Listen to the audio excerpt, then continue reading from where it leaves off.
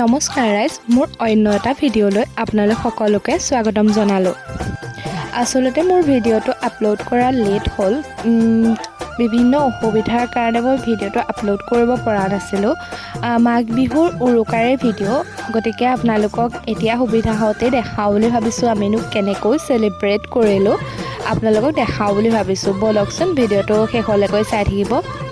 প্ৰতি বছৰে উৰুকাৰ দিনা মামাহঁত আৰু ওচৰৰে বৰ্তাহঁত আৰু আমি একেলগে উৰুকাৰ ভাত সাজ খাওঁ। চাহ খাই লোৱাৰ পাছত সকলোৱে মিলি বনোৱাত লাগি গ'লোঁ। এয়া আমাৰ বনোৱা হৈ গ'ল আৰু আমি একেলগে খাবলৈ বহিছোঁ। আমি এয়া খাই মেলি লোৱাৰ পাছত অলপ একেলগে নাচিলোঁ। এনেদৰে পৰিয়ালৰ লগত একেলগে খোৱাৰ আমেজেই বেলেগ। ভিডিঅ'টো ইমানেই আছিলে। আজিলৈ বাই বাই।